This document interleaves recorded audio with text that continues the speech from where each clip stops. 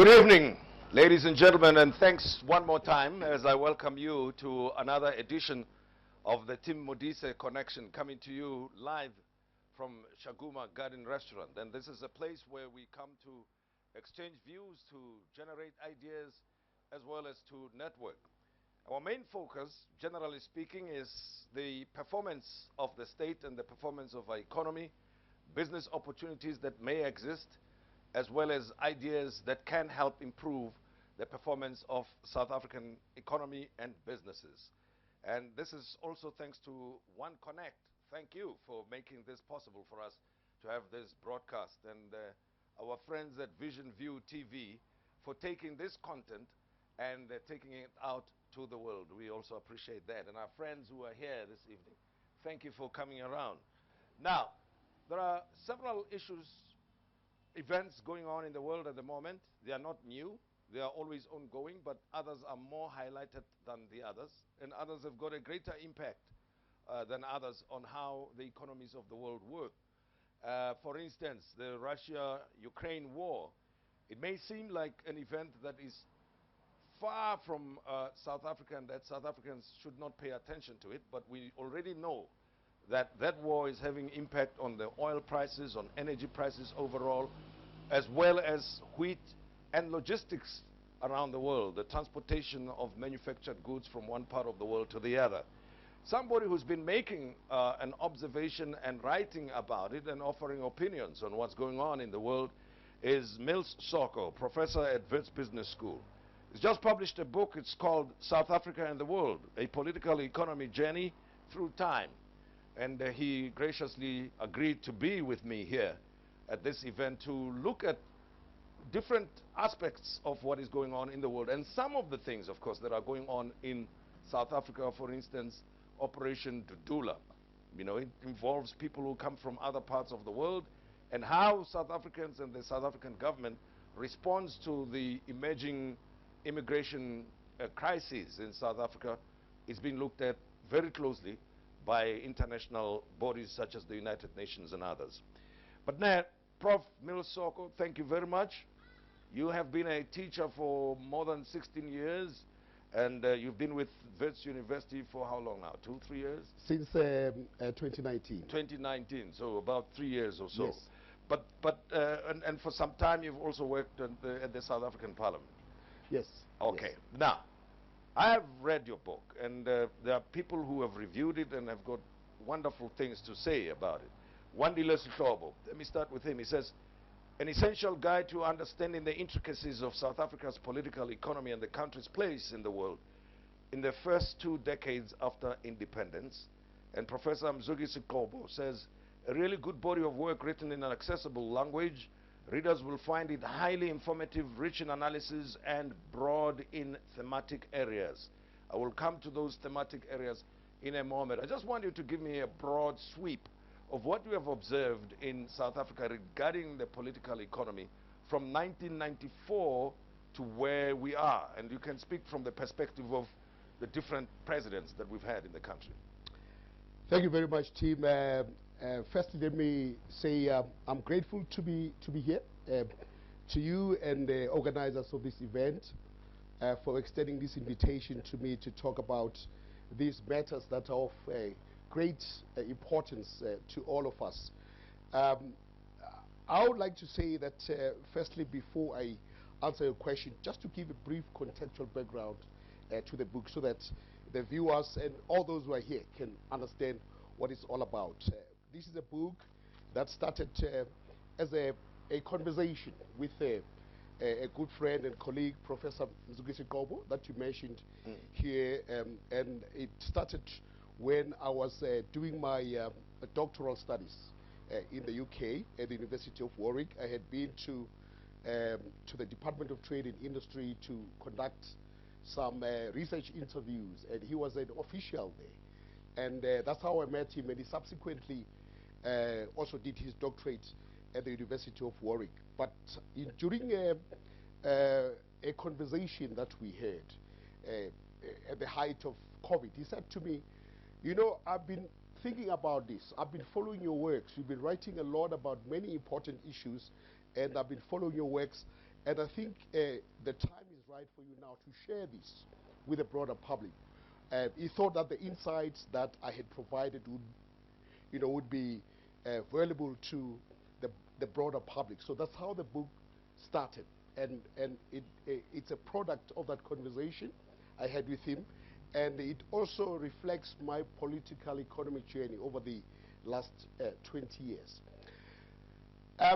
The key message this book, team that seeks to articulate, is the importance of leadership and governance. So all the chapters that you 8 chapters, some of politics and governance, leadership, business ethics.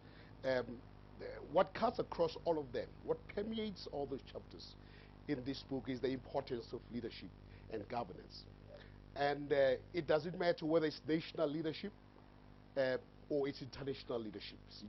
It's leadership broadly. It also doesn't matter whether it's political leadership or business leadership or civil society leadership. Now, to come back to your question, we've had a very good sense of leadership, political leadership in this country. We've had several leaders who have played different roles. President Mandela, who is the founding president of democratic South Africa, he was very influential in terms of the changes that took place, political changes that took place that led to the end of apartheid, but he was also concerned about the nation building project. He also played a very important role in terms of raising the global profile of our country. His successor, Thabo Mbeki, had a different role in the sense that he was a nuts and bolts president who was focused on building institutions. Was a very competent and very dedicated state builder, institution builder, building all these institutions that we have today, whether it's the South African Revenue Services, whether it's the government departments, but also not only in South Africa, beyond South Africa also. He played a critical role alongside other presidents like Obasanjo, Olusegun Obasanjo of Nigeria, President Wade of Senegal, Bouteflika of Algeria, in terms of building continental institutions, specifically the African Union. So he played a very important role in terms of that. He was followed, as we know, President Motlanthe had a very short stint, so one cannot say a great deal about substantively what it achieved, but he was a caretaker president, and then followed by President Zuma. We know the record of former President Zuma and the controversies that it generated. But I think there are certain things that, as I say in the book, we should not be blinded to. There are certain things he also achieved in the realm of foreign policy. One of his achievements was to enable us to join the BRICS formation. The BRICS grouping: Brazil, Russia, India, and China. That happened during his presidency. But he also was very instrumental in enabling South Africa, after many, many years, to occupy a senior leadership position within the African Union by nominating successfully Dr. Nkosazana Dlamini Zuma. That was a big achievement, not only for South Africa, but for Southern African region, because these institutions traditionally have been dominated by Francophone countries, West African countries. So that was a big achievement for him. And then, obviously, we know he left, and President Ramaphosa took over. He's also had a fair share of his achievements, but also a lot of failures. I think we should be very clear about that.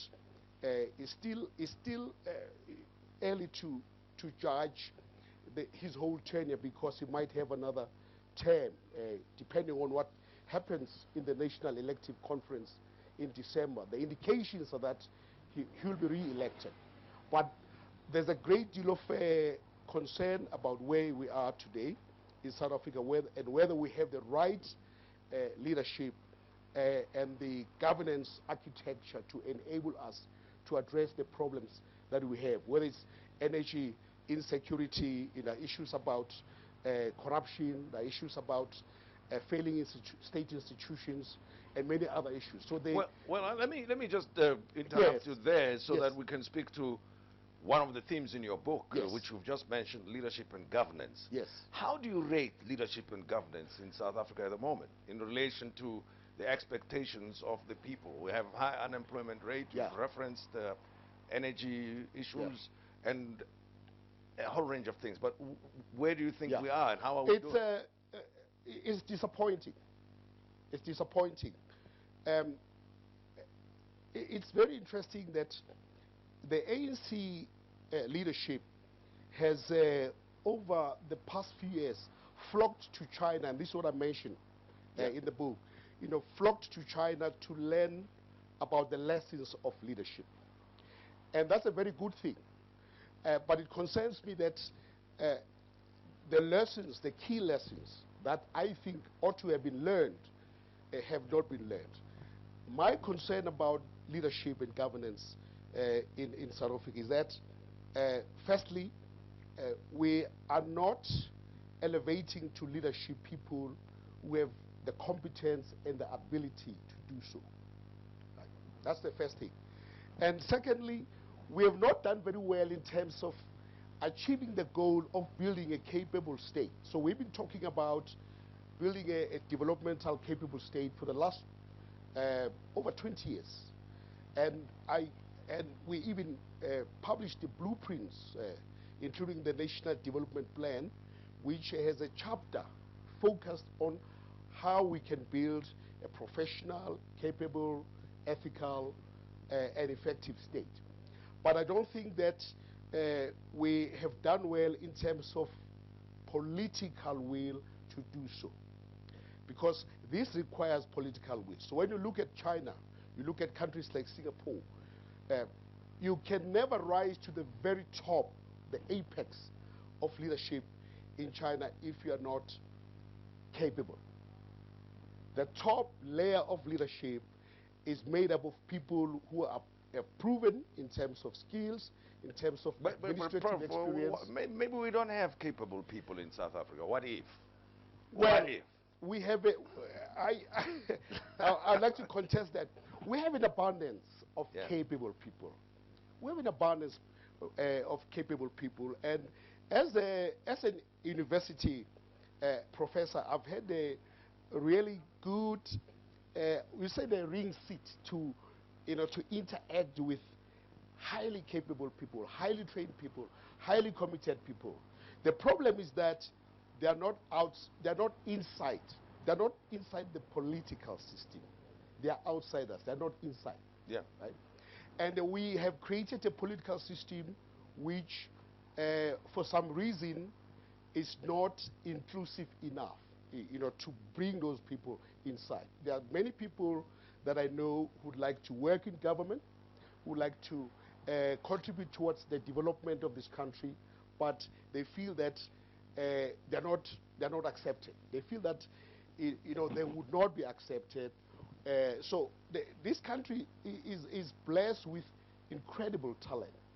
But I want to go back, Tim, to the point I raised there, because it's very important. When we talk about leadership, we've got to get the right people in the right positions. Yeah, but so when you look at these countries, and I'm going back to China and Singapore, because this is what we've been told by the current leadership, that we have to learn from these countries. Yeah. But are we learning the right lessons from these countries? I want to. I'll be jumping all over the place with the themes, right? Because, okay, brief comment from you. What has the impact of what we've mentioned, of meritocracy not being implemented, what has that impact been on the performance of the economy and the well-being of ordinary South Africans?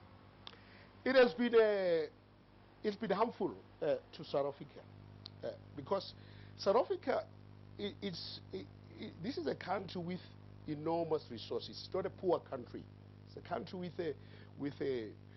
we have our own problems, but when you compare South Africa with peer countries like Brazil and Argentina and other countries, South Africa has a huge endowment. It's got a strong foundation in terms of infrastructure, in terms of the quality of companies, world-class companies, the state institutions and all that.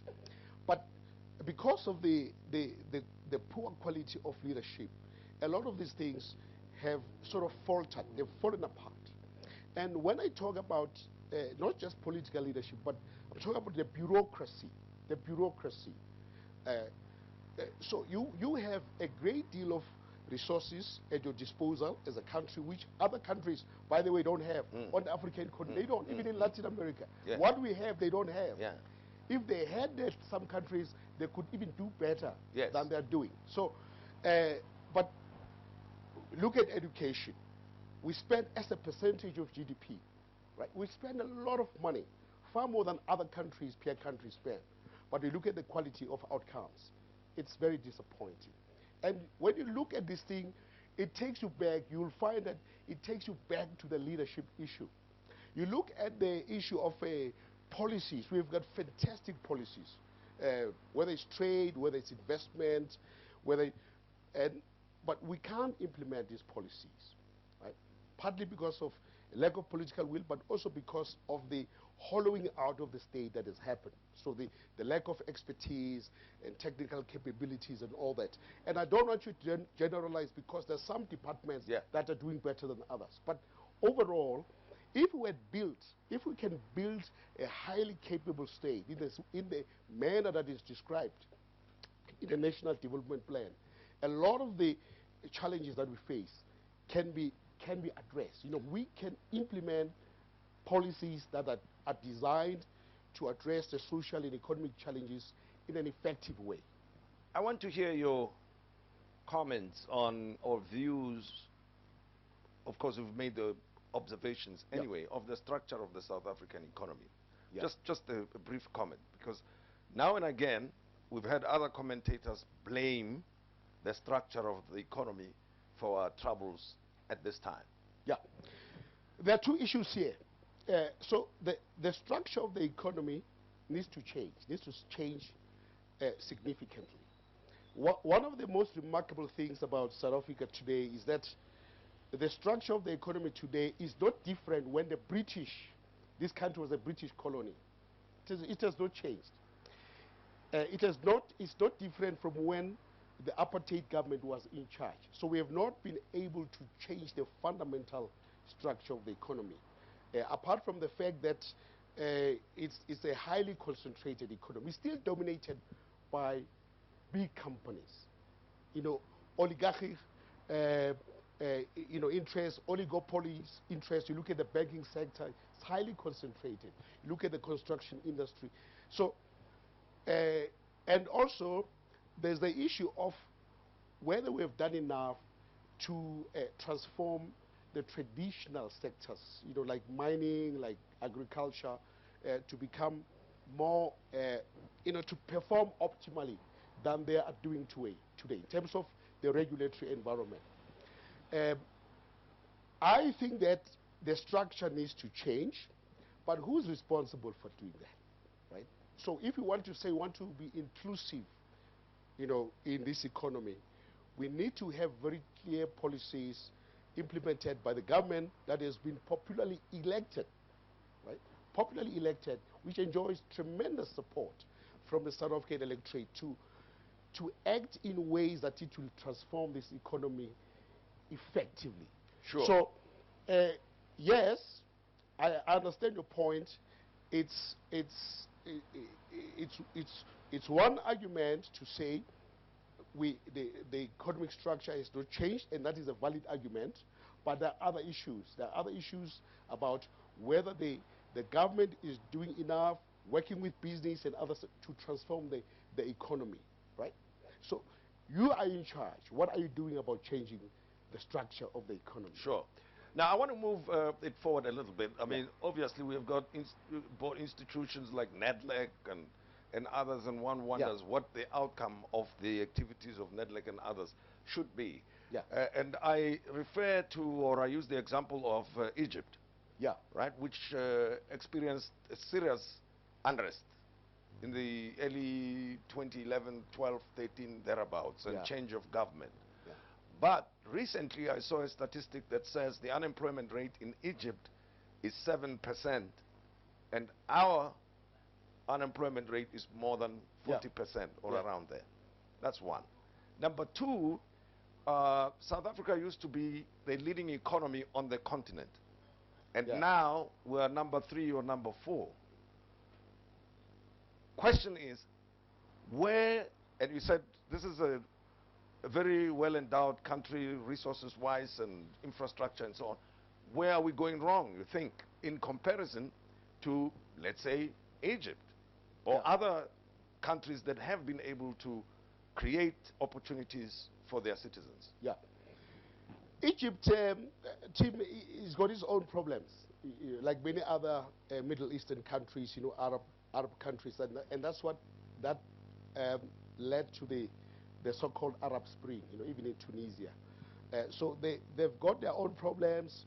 The structure of the economy is different. The politics is different. You know, it's a highly militarized society. It's a very dictatorial society. I don't think, for me, it provides a good point of comparison. Yeah. I think that we need to look at South Africa on its merits. Right? So you're right. This is it remains the most developed economy in Africa, but it is no longer the largest economy, as you say, because you know, you have your Nigeria now, you have your Egypt and now. So it goes back to the point. You know, what is the vision? Okay, what is the role of South Africa in Africa? Okay, so we defined the role of South Africa in Africa. I knew what it was during the Mbeki era. I knew that because Mbeki clarified that very well, right? And it did something about it. But I don't know where we are now. I think we are muddling through right now. And secondly, what are we doing to establish South Africa as a leading economic player, not only in Africa, but, you know, globally? Right? So a lot of the domestic problems that we have are projected onto the global stage, because what we do abroad reflects what we do internally. So if we are not strong internally, we won't be strong abroad. So if we can't get the basics right, we can't be strong abroad. And this is the lesson we've learned, you know, when we talk about foreign policy, for instance, that foreign policy is an extension of domestic policy. So if there is instability locally, we cannot be stable abroad. So there's no, it's not as if this is impossible, Tim. It's not as if it's impossible. We have the foundation, we have the infrastructure, we have all. We just need the right combination of leadership and better governance in South Africa. I want to ask about the delivery of public goods and services. Yeah.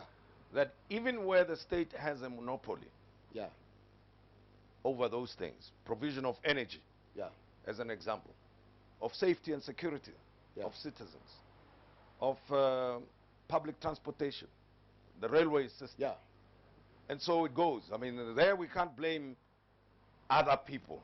The state is there, has a monopoly on these things, and it is not performing when it comes to that. And I mention those because they support economic activity anyway. Yeah. So, you know, we are a country with a mixed economy. So we have a very vibrant private sector, but we also have a very vibrant state-owned sector. And we have a state-owned enterprises. You're right, I want to come to that point. We have state-owned enterprises who are supposed to be driving, and this has been outlined in so many policy documents, that we want to have the state playing a very important role in driving growth and development in South Africa through state-owned institutions. And we have an abundance of state-owned institutions. We only know a few, but when you look at South Africa today, you have about 700 state-owned institutions, not only the top-tier ones like SAA, but also at provincial and local government level. Now, this is a question I can put it back to you, which is, why is this the case? You know, why is it that with all these endowments, state-owned institutions, we are failing? You look at Denel. I'll just use you an example. Denel was a world-class state-owned enterprise. When I look at the arms industry, and it was up there with the best in the world. You know, with the Israelis of this world, it was highly regarded. Produced top-of-the-range, military equipment. The Rooivalk helicopter, which was a source of pride for South Africa. And it was highly respected. But you look at Denel today, and you tell me where we are. Why we have that case. I remember when I was at university, Tim, there was a great deal, and I see some people who worked at ESCOM. A lot of the students there used to aspire to go and work for ESCOM, because ESCOM was classified as one of the top, most sought after companies to work for. Highly regarded globally. But where is it today? And to go back, for me, the issue, and I want to go back to leadership and governance. Leadership and governance. You look at other state institutions. So how can the state drive growth and development when the state institutions are faltering the way they are doing today? And we compare ourselves with countries like, and I'm go back because we always use this example, countries like China, Hong Kong, and so they have very strong state institutions. They have well-run state institutions. They've reformed those state institutions. And the leadership is on top of its brief. The leadership is on top of its brief. Now, let's go outside the country and take a look at the Russia-Ukraine war. Yeah. Not to argue the merits or otherwise of why the war is taking place, but look at the impact of the war on the global economy, specifically impact on the South African economy. Yeah. Sorry. Yes. So Russia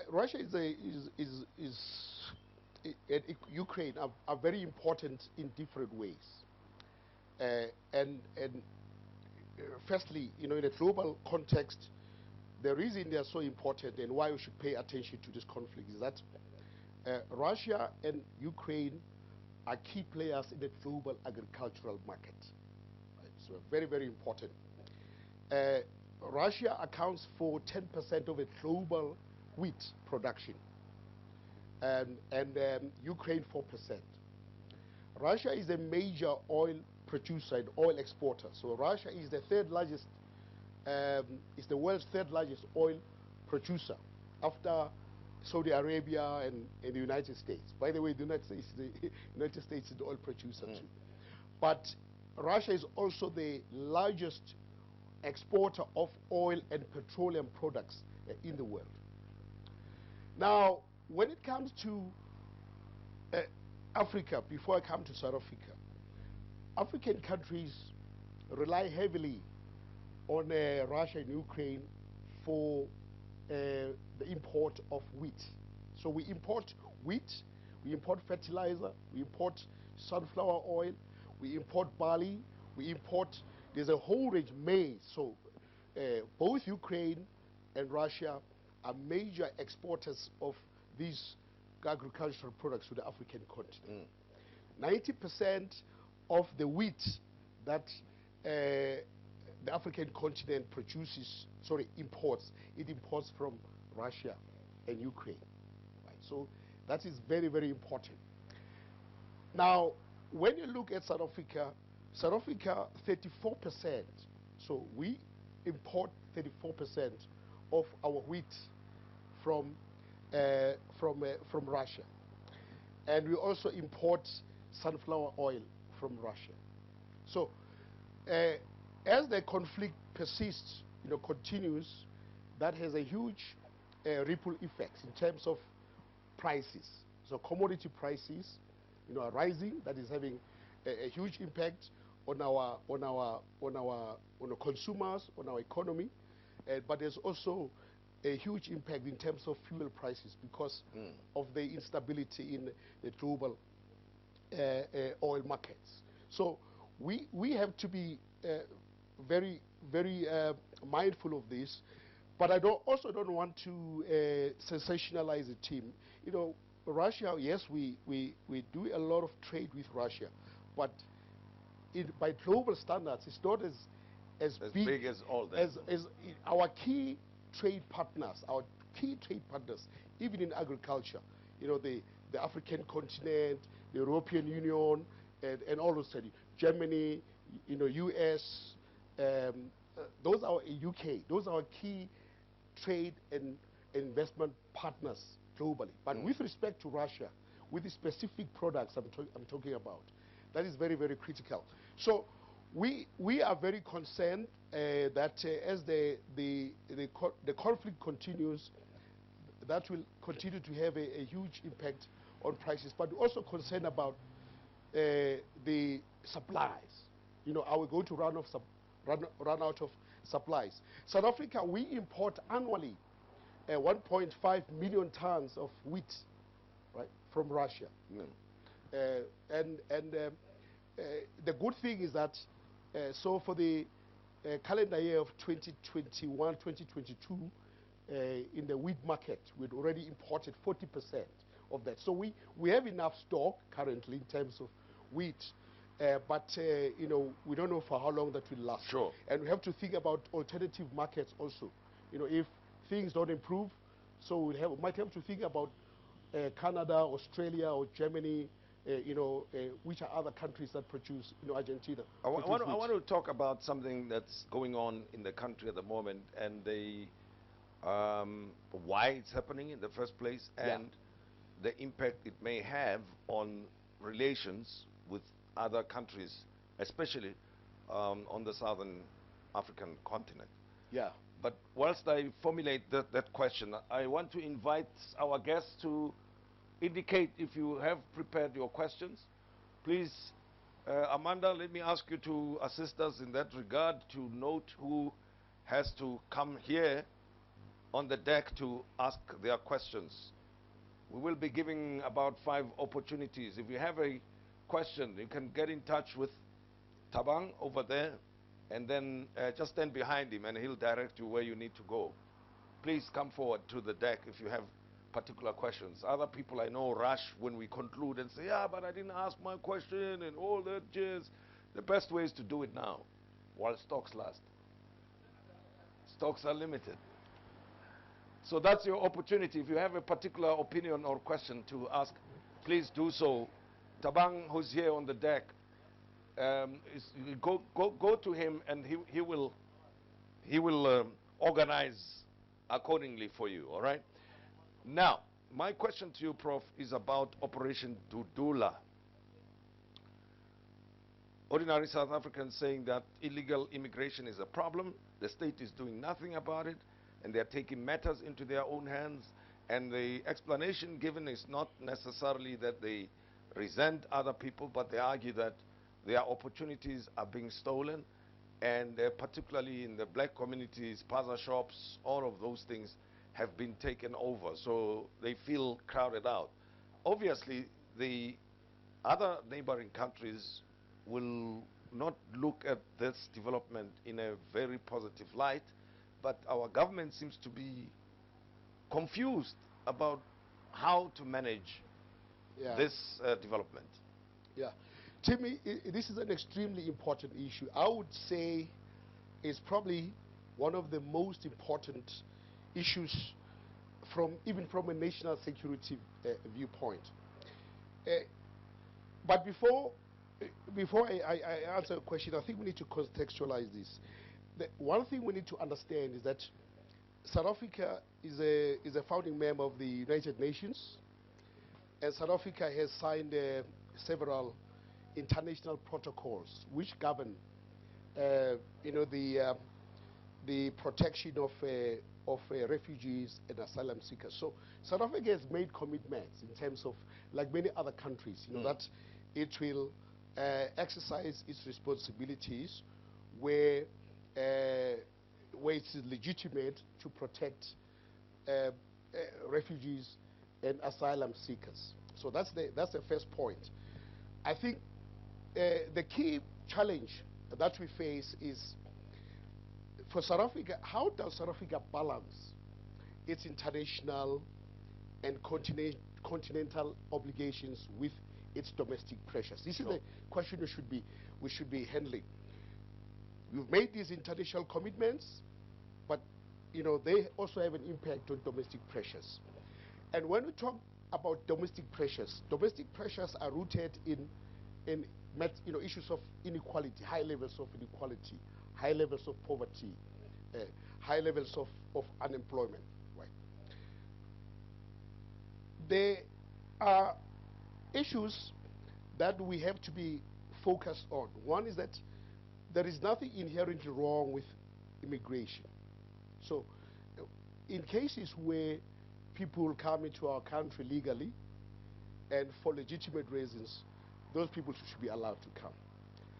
But where our focus should be on illegal immigration. And illegal immigration, let me say, Tim, it's not only a South African problem, it's a global problem. Whether you're in the United States, whether in Brazil, you know, they complain about in Latin America also. But the question is not whether it exists, what are we doing about it? What are we doing about illegal immigration? Now, you know, and I'm going to go back, you'll think I'm belaboring this point. I'm going to go back to the issue of leadership and governance again. There are certain things that have happened in South Africa. You know, how does illegal immigration, what impact does it have?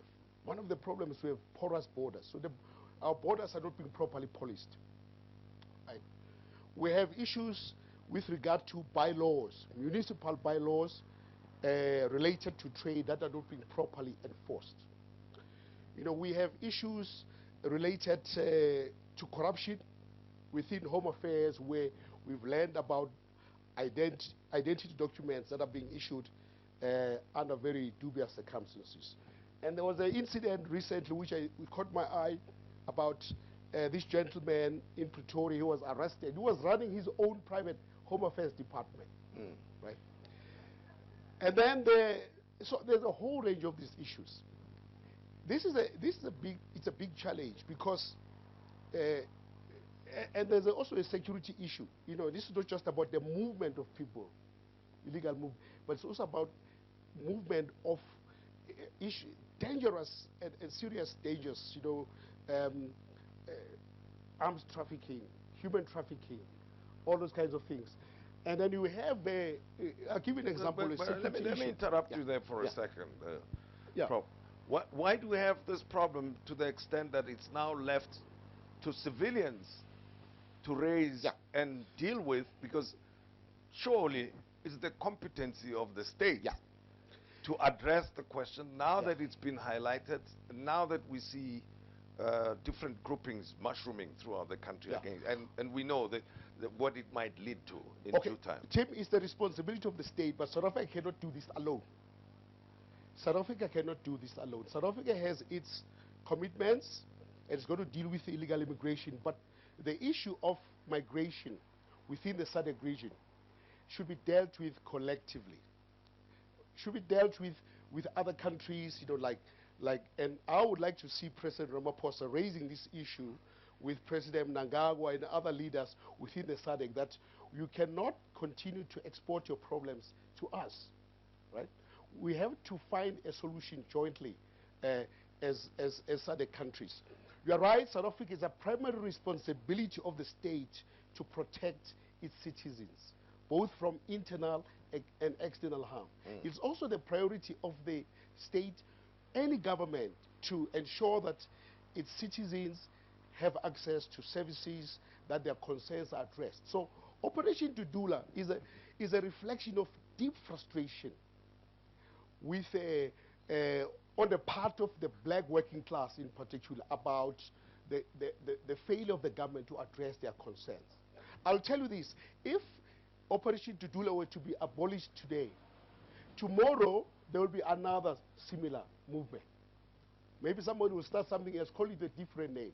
Why? Because the problem is so fundamental, and unless it's addressed head on, you know, it will persist. And it poses a serious national security risk to South Africa. Well, we've got one of our friends here. Vic, pleasure to have you with us, and I would like you to pose your question. I'll follow up on this one in a moment, but the floor is yours. Thanks, Tim, and thanks, Prof, for coming and embracing us with your presence.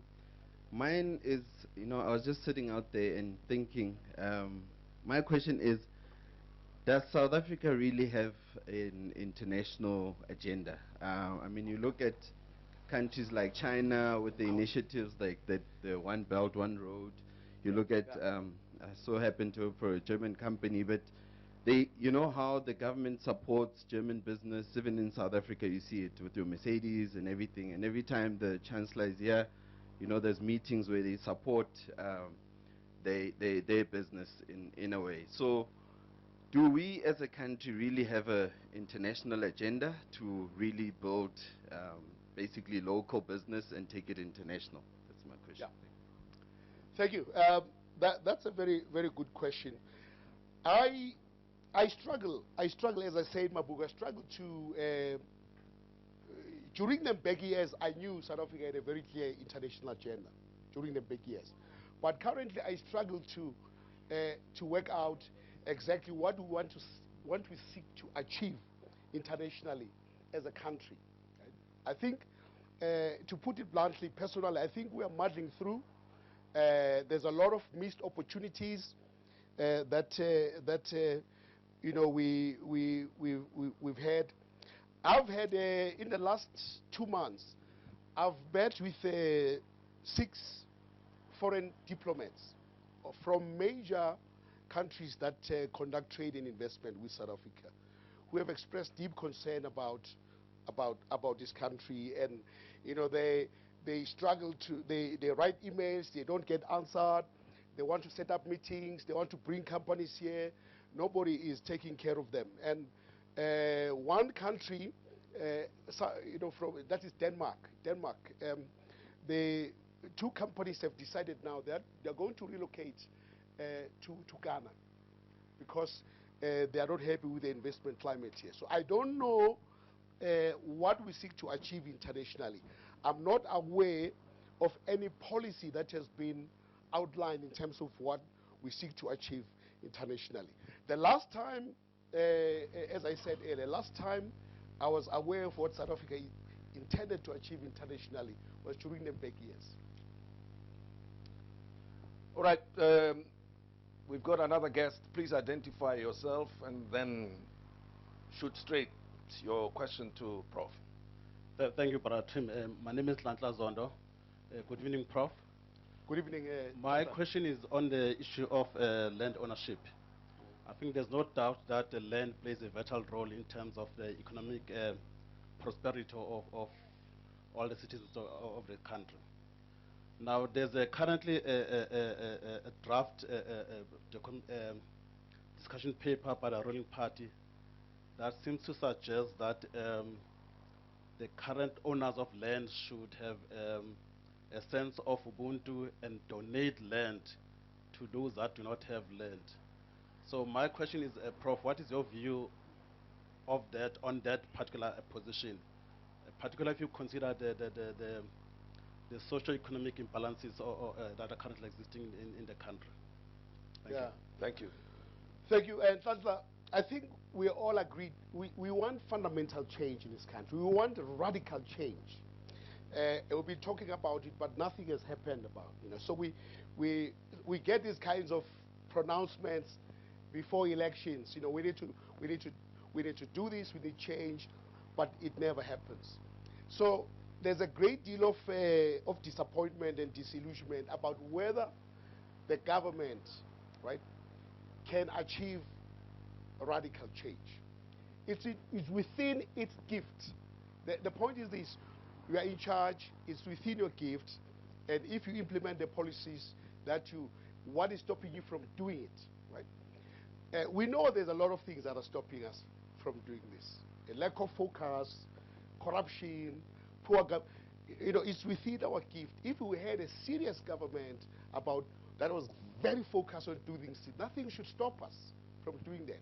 So, you'll say this, and then the rhetoric goes away, and it comes back again. So, what is stopping the government from doing what it seeks to do? What is stopping it? Sure. Tabang, you next. Good evening. These questions are not mine, they're from the patrons. The first one is from Rulani. He's asking, what's the challenge with our infrastructure?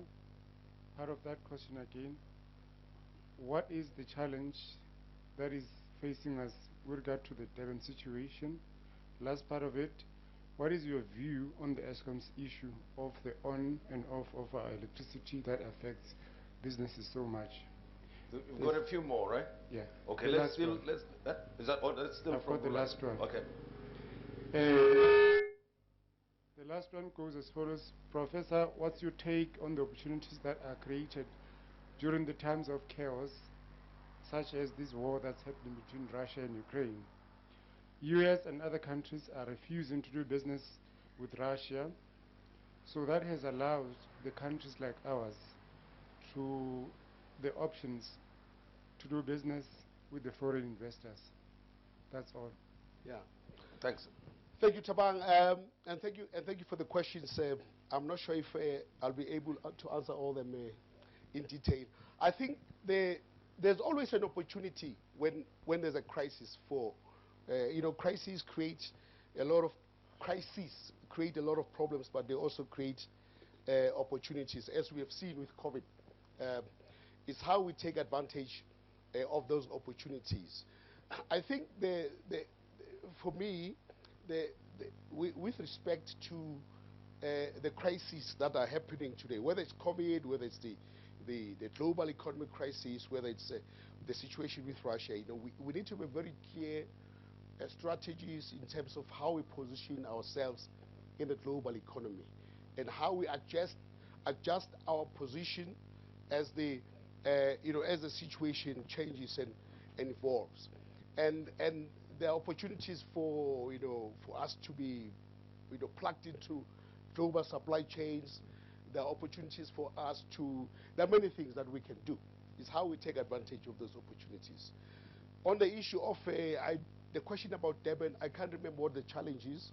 Well, I suppose the floods, natural disaster that was experienced there recently. It's a big. I mean, it's a really troubling situation, and it's very encouraging that South Africans have risen to the occasion and try to stem the problems that have arisen as a result of the floods and the disaster there, and this has also focused attention on what do we need to do to ensure that this kind of disasters do not happen again, whether it's climate change or whether it's the geographic location of certain parts of Durban, where there's a need to invest in infrastructure and all those things. Those things, they're creating opportunities. How we respond to them. Ryu?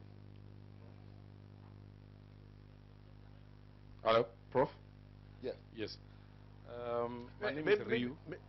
Sorry, let's pause for just a second. There were two other questions, but the specific one was that of sanctions against Russia, leading to companies now being proscribed from doing business with in and with Russia, and for those Russian companies that may be interested in doing business in South Africa will not be able to do that business. What do you think about the role of sanctions in this war? Yeah.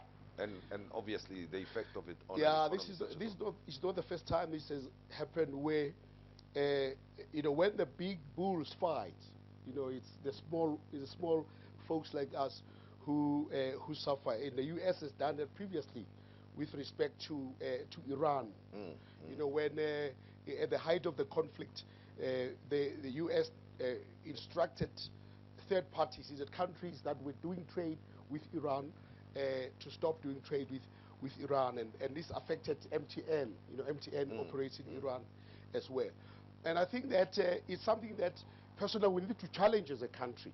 It's something that we should not agree with, because we have a bilateral relationship with Russia. We're an independent state, we're a sovereign state, and we have the prerogative to conduct you know, trade and investment relations with Russia without being prescribed to by the USA. That is something I think personally it's unfair, you know, against South Africa. Well, as the saying goes, Prof, all is fair in love and war. So, yeah. So if you're looking for fairness, then I think South Africa needs to challenge it. Yeah. Yeah. I think South Africa needs to challenge it not only bilaterally but also within the context, the multilateral, the BRICS grouping, right? Yeah. By the way, there are certain things I don't agree with what President Putin is doing. I think South Africa should have been very vocal in criticizing the invasion of Iraq. Yeah. Without, you know, because that is something that it's against what we stand for as a country. And the other countries that have done so in Africa, you know, Kenya and Ghana, they criticized what happened in Russia. In the other 25 countries, they voted, you know, against the, in favor of that resolution that was passed in the, you know, in the United Nations. The other countries that have very strong relations with Russia, even more stronger than we have. Yeah. You know, sometimes we think we have strong relations with Russia, but the countries that have stronger relations with Russia than we have, like Turkey is a very good example. Turkey is a very good example. But Turkey criticized what happened in Russia, but it still does business with Putin. Putin respects Turkey. Yes. Right? Respects Turkey. Turkey also sells drones to Ukraine. It's selling drones to Ukraine that are being used to shoot down the you know, Russian military aircraft, right? But there's still a relationship there. So right? again, it implies that there's foreign policy confusion in South Africa. There needs to be, you know, we should stand our ground. There are certain principal issues where we should stand our ground. Sure. Yeah. Welcome, sir. Prof? Yes, yeah. I'm just trying to address the issue of leadership that we addressed earlier. Yeah. And it's that, my question is that, does the current party political system hinders the possibility of us electing credible leaders to run a country? Meaning, do we rather move to a more of a US type of system, whereby not so long ago we had a hanged municipalities, Gauteng, Tshwane, Ekurhuleni. Do we think that can we move to a US system whereby as citizens of Johannesburg, of Tshwane, Ekurhuleni, we can elect our mayor directly? Because then there won't be a party political system whereby there's a hang. Yeah. There's a hang municipality. It means we will, yeah. And then coming back again to the parliamentary process of saying, are we in this situation because of the current political party system of electing the ANC telling us who must be president vis-a-vis us as citizens saying that we want Prof. Mills Soko to lead us? Do you think that hinders the type of quality leadership? Yeah. Sure. Okay, I think that's a very clear question. Thank you, Ryu. The current system is what is called proportional representation system. In other words, you elect the political party and the party political bosses decide who will represent you. There's been a debate, you know, over the past years that this system no longer suits South Africa. It was adopted for a particular reason in 1994, but it no longer suits South Africa. And in you know, late 1990s, there was a report which was published called the Van Zyl-Slabbert report, which argued that South Africa needs to have a combination of both proportional and constituency-based system. Constituency-based means that you elect directly the people who represent you in parliament, so that you know who represents you. And if they don't perform, you can hold them accountable. In other words, you can vote them out directly. Now, we have a situation today where you are represented by somebody you never elected directly, right? In And some who, cases, if I may add, who we would never elect directly. you would never elect directly. There's those types of people that... Yeah, and you find that this person, does not even live in your area or in your province. Yes. Somebody was deployed from another province to represent you. So there's no doubt that we need fundamental electoral reform in South Africa to move towards a constituency-based system, both constituency and combination of constituency and electoral reform. Yes, sir. Good evening, sir. I'm a student. I just wanted to ask questions. What's your name? What's your name? My name is Mohau. Mohau. Yes. Okay. The question I wanted to raise was on the matter of immigration. Of Immigration. yeah. Yes. I think I'm not personally opposed to immigration, but on the matter of Zimbabwean immigration, I wanted to raise a question specifically on the Operation Dudula, and the recent developments. Because I think primarily right now what is happening is that it's more of a reactionary kind of societal response to the influx of immigrants coming from Zimbabwe. But I think what should have happened was it was supposed to be a more political response from our government to try and mitigate the situation. Because now with people taking the matter into their own hands, it seems as though now we're kind of at war with our neighbors, which is not Sure. ideal for relations. I think we kind of failed in such a way, like ensuring stability in Zimbabwe, because trying now to chase Zimbabweans away, it seems like what are we chasing them towards? Zimbabwe right now, it has sanctions and is not primarily stable.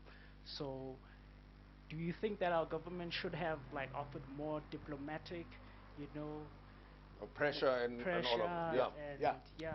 No, sure, Mohammed. Firstly, Thanks. thank you, Mohammed. Firstly, the issue of illegal immigration, I think we need to understand that it's not just about nationalities from other African countries.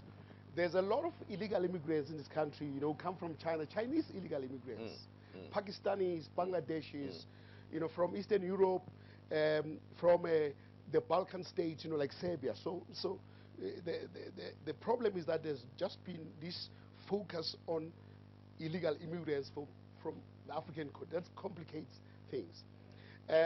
That's the first thing I want to say. So we should not think of illegal immigration as an African, exclusively African issue. The second thing I want to highlight is that, the migration is a way of life across the world, right? As long as it's done legally and for legitimate reasons. So it's a way of life, okay? So we should not think that migration is an inherently bad thing. No, migration, and some societies like the United States are aware to it because of migrants, they who came and powered the economy and so on. So it's a way of life. But the key thing is, what kind of migration policy do we want as South Africa that will enable us to achieve our developmental objectives? We want to attract skills. Is it a targeted migration policy that is focused on enabling us to develop this country, right? So that's a question that I would like to ask, and I don't think we're doing well in that respect. So secondly, I want to come to this point, Tim, again. With regard to Zimbabwe, it's really unfortunate that the issue of governance raises ugly head. I have written in the past a lot about how I think South Africa should hold ZANU-PF accountable. The problem in Zimbabwe is not the people of Zimbabwe. It's ZANU-PF, the governing party of Zimbabwe, which has destroyed a hugely talented population, a hugely talented country, right?